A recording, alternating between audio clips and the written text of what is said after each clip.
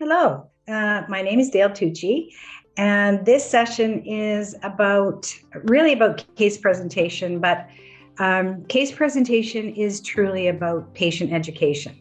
So I am not going to take you through the format that I would use for case presentation. What I'm going to do instead is give you bite-sized or little tidbits of information that you can apply in your practice when you're discussing treatment with patients. The first thing that I can tell you after training so many treatment coordinators, but also the whole teams, is that we failed to ask a really primary and foundational question from our patients. And that is, we work in dentistry, so we understand the treatments, we understand the options, and we're all pretty comfortable communicating that. But for the patient, this is new information. They may have heard it in the treatment room, but how many of you in a treatment room lying down with the dentist or the hygienist all gowned up and having work done can really concentrate on taking in new information and then being expected to make a decision? So I think that's a tall order for most people.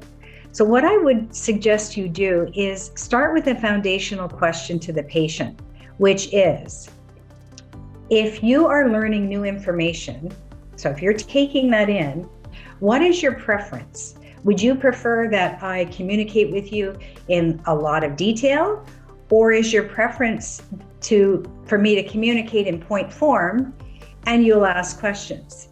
This foundational question allows the patient to talk early and to know that you're responsive to them.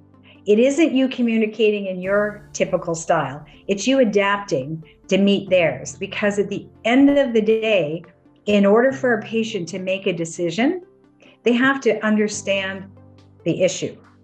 So give yourself a leg up and learn their learning style. And then once you have that, you can load that in your software. And the next time around, you can provide better customer service and say, Dale, I know you prefer point form and you'll ask questions. So that's the presentation style that you're going to continue to use for that patient, the foundational point. The second thing that I find with case presentation is there's just too many words. So most patients are not looking for you to describe the treatment as the dentist would, or perhaps as the hygienist would. What they're looking for is for you as the presenter to make the issue around treatment and the solution around treatment very understandable. And to do that, you typically want to use lay language, so layman's terms. And if you can use tools like videos, like Consult Pro, there's so much content on the internet that unless you point the patient in the direction of links and of information sources that you think are valuable, then they can go down, the internet rabbit hole and find out all kinds of information about this treatment that are likely not accurate. So use the tools that you have. The second thing I would say is, when you use a tool like a video, instead of you becoming like the teacher and they're the student, you're both examining this at the same time. And that allows the patient to feel like, oh, you're on the same page, but also they can ask questions as the video is being presented, or you can wait and address them all at the end. So you talk less, in my opinion, and you engage more when you use tools. Now, if you happen to be in an office where you're not, you have a treatment coordinator, but you may not have a dedicated room for that, you can then use simple things to describe the patient's oral health situation and things that they would have in their home. So I'm going to give you an example. I hope all of you are Leaf fans. If I was talking to a patient about a very large restoration and I had their films up, I would then say, look at the tooth here that you have and look at the amount of filling material that's in that tooth. So what I want you to do is think about the tooth like a five-sided sandbox.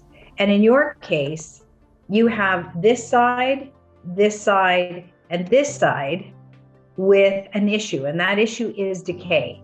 So what we want to do is we have a couple of options.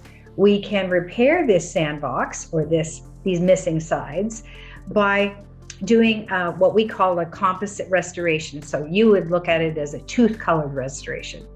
And the second option we have is that this tooth may be better served if it's protected by a crown. So giving the patient that easy visual, it's like a sandbox. These are the sides that are impacted. The solution may be a composite. The solution may be a crown. When they go home and they're trying to recall why should they spend their money on this treatment, it becomes pretty easy for them to look at the items they have in their own home and recall your analogy. So use analogies. They are really important, and they make the patient, when they go home and they look at these items, they go, oh, that made sense to me. So practice the analogies, because they should be consistent across all your team members that are communicating treatment. We cannot, as clinicians, take one no and then be afraid to review this again with the patient. If it was valid 6 months ago, it's likely valid now. And the patient needs to know that we respect their no. However, circumstances change, and we need to review that at their upcoming, or generally speaking, at their next hygiene appointment. Well, thank you very much. I hope you've learned some things, and I hope at least it stimulated some thought for you to improve your case presentation and to look at it as a complete system and a complete customer care system. This really is about building rapport with the patient and allowing them to drive the process. Thanks for listening.